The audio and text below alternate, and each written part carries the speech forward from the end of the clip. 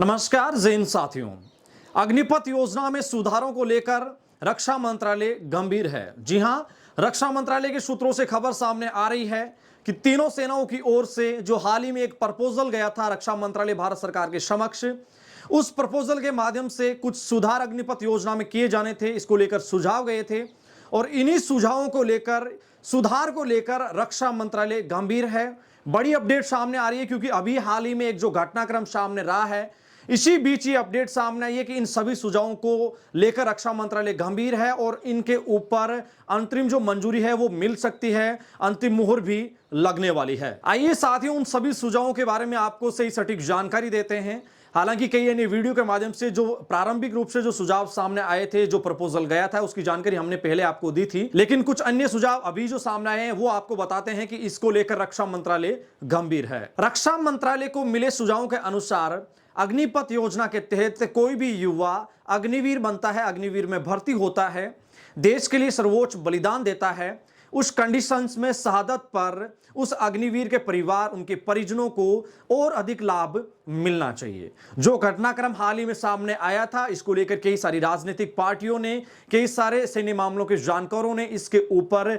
अपने विचार रखे थे कि अग्निवीरों को एक नियमित सैनिक होता है, उसके समकक्ष लाभ मिलने चाहिए। हालांकि अग्निवीर अक्षय लक्ष्मण की जो शहादत सामने आई थी, जिसमें भारतीय सेना ने भी उनको सलाम किया था, उनको जो भी सहयोग राशि मिली थी वो एक नियमित सैनिक के बराबर लगभग मिली थी। लेकिन रक्षा मंत्रालय को जो सुझाव मिले हैं उनके अनुसार एक सुझाव यह भी है कि अग्निवीर की शहादत के पश्चात उसके परिवार, उसके परिजनों को और अधिक लाभ है वो दिया जाना चाहिए। तीनों सेनाओं की ओर से भारत सरकार, मिनिस्ट्री ऑफ डिफेंस को जो प्रपोजल सामने हाल ही में रखा गया था, इसमें एक प्रमुख मुद्दे की बात करते हैं, जिस मुद्दे को आपने पहले ही जाना है और यह मुद्दा काफी हाईलाइट भी है। जी हां, अग्निवीरों का स्थायी कोटा 25% से बढ़ाकर 50% किया जाना चाहिए। जैसे ही केंद्र सरकार ने पिछले साल अग्निपथ योजना को जून माह में मंजूरी दी थी, उसके पश्चात निरंतर रूप से इस मुद्दे पर निरंतर चर्चाएं भी हो रही है और बताया जा रहा है कि तीनों सेनाओं की ओर से पिछले साल से ही ये मांग सामने रखी जा रही है। अब खबर यह सामने आ रही है कि केंद्र सरकार सबसे इंपॉर्टेंट इस मुद्दे को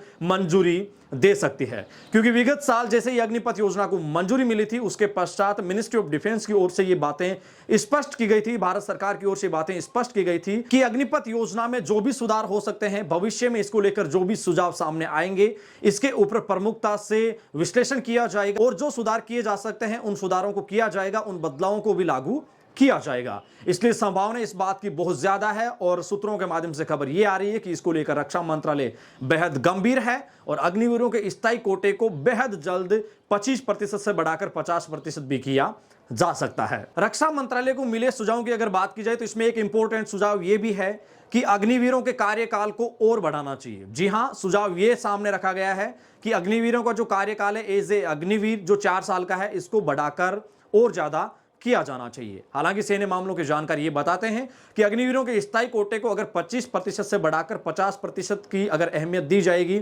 अगर उस मुद्दे को अगर केंद्र सरकार मंजूर कर देती है, तो इस मुद्दे के ऊपर, इस सुझाव के ऊपर शायद ही विचार किया जाए। सीधे तौर पे कहें तो अगर 25% से बढ़ाकर स्थायी कोटा 50% अगर किया जाएगा तो फिर अग्निवीरों के कार्यकाल को नहीं बढ़ाया जाएगा, ऐसा मानना है सैन्य मामलों के जानकारों का। एक बेहद ही इंपॉर्टेंट मुद्दे की साथियों अगर बात की जाए तो रक्षा मंत्रालय के समक्ष एक सुझाव यह भी है कि अग्निपथ योजना के तहत जो उम्र सीमा 21 साल की गई थी, क्योंकि भर्ती प्रक्रियाओं में पहले उम्र सीमा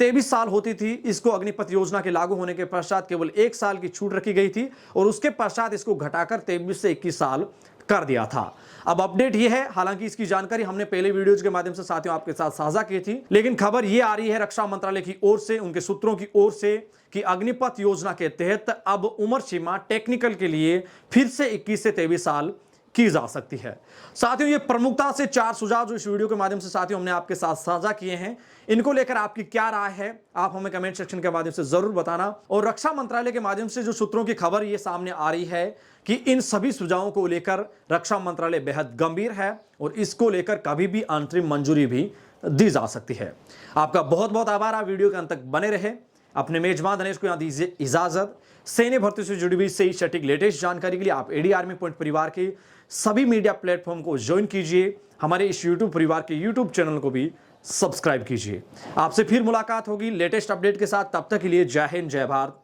शुक्रिया।